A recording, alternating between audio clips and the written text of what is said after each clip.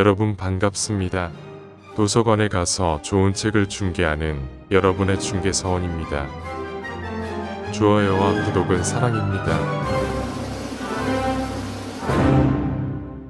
오늘은 미크로네시아 마리아나 제도에 있는 미국의 해외 성령 괌의 주도 하간야에 있는 괌 국립도서관 리브즈 엠 플로레스 메모리얼 라이브러리에 가서 니체가 1872년에 출판하여 친구이자 위대한 음악가 바그너에게 헌정한 책 비극의 탄생을 중개해드리겠습니다. 프리드리히 니체가 쓰고 곽복 녹이 옮겼습니다. 니체는 고대 문헌학자로서 연구를 통하여 그리스 비극의 정신이야말로 진실한 문화 창조의 원천이라고 생각했습니다. 니체는 그리스 비극 정신을 현대에서 부흥시킨 것이 바그너의 음악임을 주장하여 바그너의 신예술운동을 지원하려고 했습니다. 독창적인 그리스 해석을 전개한 이 책은 실증적 과학성을 중시하는 당시의 문헌학계로부터는 완전히 무시당하는 비운을 맞았습니다. 그러나 니체는 이러한 비극을 인내하여 독창적인 사상가로 탄생하게 됩니다. 자, 그럼 산책을 시작하겠습니다. 세계란 어떠한 순간에도 이 신의 구제가 이미 달성되어 있는 모습이다. 표면적인 가상에 있어서만 자기를 구제할 줄 아는 가장 큰 고뇌, 가장 대립적인 극한, 가장 모순에 차 있는 환상, 영원히 변전하고 영원히 새로운 환상, 이것이 세계다. 이러한 모든 예술가적 형이상학은 자의적이고 무익하고 공상적인 것이라고 말할지 모르나 우리가 잊어서는 안 될 점은 그것이 어떠한 위험도 무릅쓰고 삶의 도덕적인 해석과 의의에 대해서 항거할 정신의 일단을 시사하고 있다는 점이다. 여기에서 처음으로 선악의 피안에 있는 비관주의의 일단이 예고되어 있다. 여기에 표현되고 정식화되어 있는 것은 쇼펜하우어가 벌써 녹이 띈 저주와 번갯불을 퍼부어댔던 저지조의 도착 즉 도덕 자체를 단연코 현실의 세계 속에 밀어넣으려고 하는 하나의 철학이다. 이 철학은 도덕을 여러가지 현상관념론적 수로의 의미에 있어서 아래로 끌어내리려고 할 뿐만 아니라 가상, 망상, 오류, 해석, 가십, 기교 그리고 기만 아래로까지 도덕의 지위를 끌어내리려고 한다. 미적인 세계 해석과 세계 정당화에 대립하고 있는 것으로 기독교의 교리보다 더 큰 대립은 없다. 기독교의 교리는 오직 도덕적이며 또 도덕적이기를 원할 뿐이요.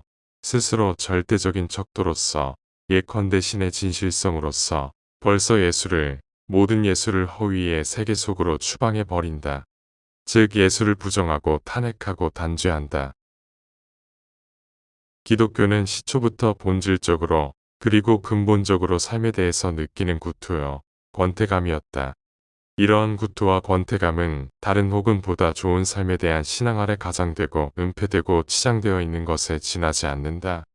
현세에 대한 증오, 정념에 대한 저주, 미와 관능으로부터의 도피, 차하늘보다 더 잘 비방하기 위해 생각해낸 피안, 궁극적으로는 허무의, 종말의, 휴식의 안식일 속의 안식일에 도달하려는 욕구 이들 모든 것이 나에게는 도덕적인 모든 가치만을 인정하려는 기독교의 절대적인 의지와 마찬가지로 언제나 몰락의 의지의 모든 가능한 형식 가운데서 가장 위험하고 가장 가증스러운 형식처럼 생각되었다.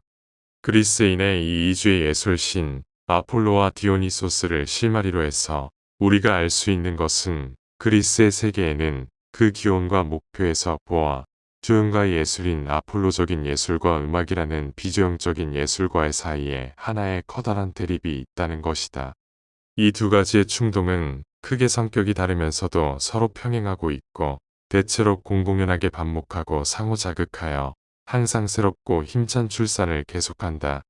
출산된 작품 속에서 양자는 대립된 싸움의 흔적을 영원히 남기고 그 대립은 예술이라는 공통적인 언어로서 외견상 겨우 다리를 걸치고 있는데 불과하다. 이 두 가지 충동은 그리스적인 의지라고 하는 형이상학적 기적에 의해서 마침내 서로 부부가 되어 나타날 때가 온다. 그리고 이 결혼에 의해서 디오니소스적이며 동시에 아폴로적인 예술품인 아티카 비극을 낳게 되는 것이다. 아폴로에 관해서 말한다면 저 원리에 제약받은 자의 확고부동한 신뢰와 태어난 안주를 이 신의 모습 속에서 그 가장 숭고한 표현을 보았다고 말할 수 있을 것이다. 그리고 아폴로를 개별화의 원리의 장려한 신상이라고 불러도 좋을 것이다. 이 신상의 몸집과 눈초리에서 가상의 환희와 지혜가 그 아름다움과 함께 우리들에게 이야기해준다. 같은 부분에서 쇼펜하우어는 얼토당토하는 공포를 말하고 있다. 그것은 근거의 원리 가운데 어느 하나의 형태가 할 수 없이 예외적인 것을 허용하게 되었을 때, 인간이 갑자기 현상의 인식형식에 대해서 오류를 범할 때 인간을 사로잡는 엄청난 공포를 묘사해주고 있다. 우리들이 이 전율과 더불어 개별화의 원리가 깨뜨려질 때 인간의, 아니 자연의 가장 내면적인 근거에서 기쁨으로 넘치는 황홀감이 솟아오른다. 이때 우리들은 디오니소스적인 것의 본질을 엿보게 되는 것이다. 디오니소스적인 것의 말에 발해서는 인간과 인간 사이에 유대가 다시 맺어지는 것만이 아니다. 인간으로부터 소외되고 적대시되거나 혹은 억압되어 왔던 자연도 다시금 그의 집을 나간 탕하인 인간과 화해의 주견을 벌이는 것이다. 대지는 스스로 자진해서 그 공물을 바치고 암산이나 황야의 맹수는 순수히 다가온다. 디오니소스의 수레는 꽃과 꽃다발을 덮이고 그 멍에를 끌며 표범과 호랑이가 거닐고 있다. 베토벤의 환희의 성가를 한 폭의 그림으로 바꾸어 보라. 그리하여 수백만의 사람들이 공포에 사로잡혀 대지에 엎드릴 때에도 물러서지 말고 공상의 날개를 펼쳐보라. 그러면 디오니소스적인 것의 정체에 접근할 수 있으리라. 그리스인은 삶의 공포와 처참함을 알고 있었으며 또 느끼고 있었다. 그들은 삶을 가능케 하기 위해서는 이러한 무서운 것 앞에 올림포스 신들이라는 찬란한 꿈의 소산을 생각해 내지 않을 수 없었던 것이다. 자연이라는 거인적인 위력에 대한 저 커다란 불신, 모든 인식 위에 무자비하게 군림하는 저 운명의 여신, 인간을 위해한 머신 프로메테우스의 저 독수리, 현자 오이디푸스의 저 무서운 운명, 오레스트에게 모친 사례를 강요하는 아트레우스 일족의 저 저주, 요콘대 숲의 신 실레노스의 저 철학 우울한 에트루리아인은 이 철학 때문에 멸망하였다. 이것을 그리스인은 그 신화적 여러 가지의 신뢰와 함께 올림포스 신들이라고 하는 저 예술적인 중간 세계를 통하여 끊임없이 새로이 극복하였다. 어쨌든 그것을 은폐하고 보이지 않게 했다. 살기 위해서 그리스인은 이들 신들을 가장 강한 필요에 의해서 창조하지 않을 수 없었다. 올림포스의 세계를 성립시키게 된 것은 예술을 인생 속으로 불러들이는 충동이며 삶을 계속하도록 유혹하면서 생존을 보충하고 완성하도록 하는 충동인 것이다.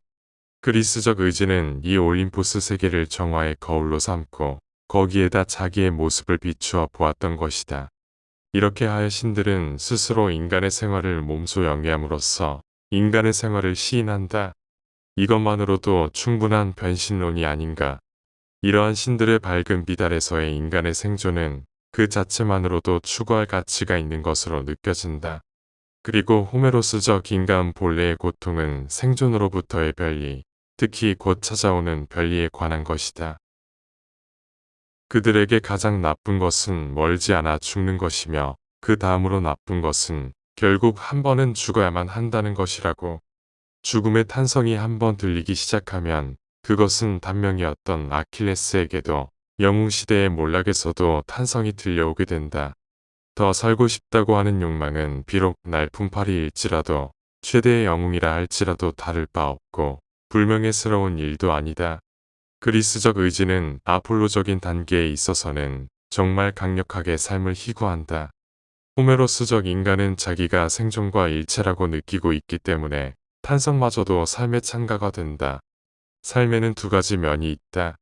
반은 깨어있고 반은 꿈꾸고 있는데 이 중에서 깨어있는 때가 비교할 수 없을 정도로 우월하며 중요한 가치가 있고 살만한 가치가 있는 것이라고 생각하며 사실 이것만이 살고 있는 것이라고 한다는 것은 지극히 당연하다. 그럼에도 불구하고 내가 주장하고 싶은 것은 약간 역설적인 표현이기는 하지만 우리 인간의 본질을 이루고 있는 신비로운 근저 세계라는 것을 생각하고 우리 인간은 겨우 그 현상에 지나지 않기 때문에 꿈을 정본대로 같이 평가하여 두고 싶다는 것이다. 그러므로 우리 인간은 앞에서 말한 기상, 즉 근원적 유일자를 구제하기 위해 마음을 끌고 마음을 즐겁게 하는 가상을 볼 때에는 후자의 가상은 사실 존재하지 않는 것, 즉 시간, 공간, 인과율 속에서 쉴 새 없이 생성하는 것, 다시 말하면 경험적인 실제라는 것을 느끼지 않을 수 없는 것이다. 따라서 우리 자신의 실제를 잠시 불문에 붙이고 우리들의 경험적 존재를 세계 자체의 존재와 마찬가지로 각 순간에 있어서 산출된 근원적 유일자의 일종의 표상으로서 파악한다면 꿈은 이제 우리들에게 가상의 가상으로 인정되지 않을 수 없다. 따라서 근원적 욕구가 보다 더 차원 높은 만족을 얻으려면 그 이상의 가상을 찾고 있다고 보아야만 한다. 어떠한 비극이든 간에 진정한 비극은 궁극적으로는 우리들에게 형이상학적 위안을 준다. 모든 문명의 배후의 불사신으로서 살아있어 세대와 민족사의 모든 변천에도 불구하고 영원히 동일한 자연적 존재자인 합창단은 이 위안을 구체적으로 나타낸다. 아무리 섬세한 고뇌에도 그리고 아무리 가혹한 고뇌에도 비길 바 없는 감수성을 가지고 있었던 저 명상적인 그리스인 그 형언을 가지고 이른바 세계사의 무거운 파괴 활동과 자연의 잔악성의 핵심을 다 같이 통팔함으로써 불교적인 의지의 부정을 동경하는 위험 앞에 서 있었던 그리스인은 이 합창단에 의해서 위안을 얻었던 것이다. 이러한 그리스인을 구원한 것은 예술이다. 그리고 예술을 통해서 스스로를 구원한 것은 삶이다. 인식은 행동을 죽인다. 행동하기 위해서는 환상의 베일에 쌓일 필요가 있다. 이것이 햄릿의 교훈이며 지나친 반성 때문에 말하자면 가능성의 과잉에서 행동에 이르지 못하는 몽상가 한스의 저 값싼 지혜가 아니다. 행동을 촉진하는 모든 동기를 제거하는 것은 결코 반성은 아니다. 참된 인식, 전율할 만한 진리의 통찰이다. 햄릿의 경우에도 디오니소스적 인간의 경우에도 그러하다. 이 순간에는 어떠한 위안도 쓸모가 없다. 동경은 죽은의 세계를 넘고 신들까지도 넘어서 저쪽으로 달려간다. 지상의 존재는 신들의 세계나 불사의 피안에 있어서의 그 눈부신 반영과 함께 부정된다. 한번 꿰뚫어 본 진리를 의식하면서 이제 인간은 도처에서 존재의 두려움이나 부조리 밖에는 보지 않는다. 이에 인간은 오피리아의 운명 속에 깃든 상징적인 것이 무엇인가를 이해하며 숲의 신 실레노스의 지혜를 인식한다. 그리고 구토가 그를 엄습한다.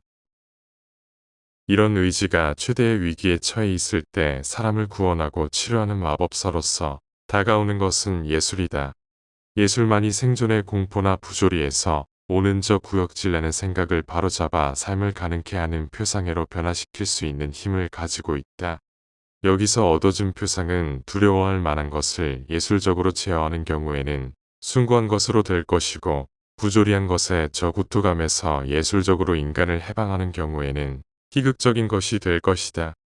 어떠한 예술 작품에도 오직 하나의 원리가 그 생명의 원천이라고 보고 여러 가지 예술을 이 하나의 원리에서 이끌어내려고 하는 모든 사람들과는 반대로 나의 눈은 저 그리스인의 두 예술신 아폴로와 디오니소스에게로 향하고 있으며 그 가장 깊은 본질과 그 최고의 목표에서 서로 다른 두 개의 예술 세계가 이 두 신 속에 생생하고도 구체적으로 대표되고 있다고 본다.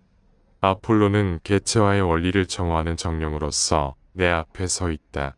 가상에 있어서의 구제는 이 정령에 의해서만 이루어진다. 이에 대해서 디오니소스의 신비적인 환호의 부르짖음 아래에서는 개체화의 속박은 완전히 풀어지고 존재의 어머니들에게로 가는 길, 즉 사물의 가장 내부에 있는 핵심에 이르는 길이 열린다. 아폴로적 예술로서의 조형예술과 디오니소스적 예술로서의 음악 사이에 나타나고 있는 이 엄청난 대립을 아는 사람은 많은 대사상가들 가운데서 단 한 사람밖에 없었다.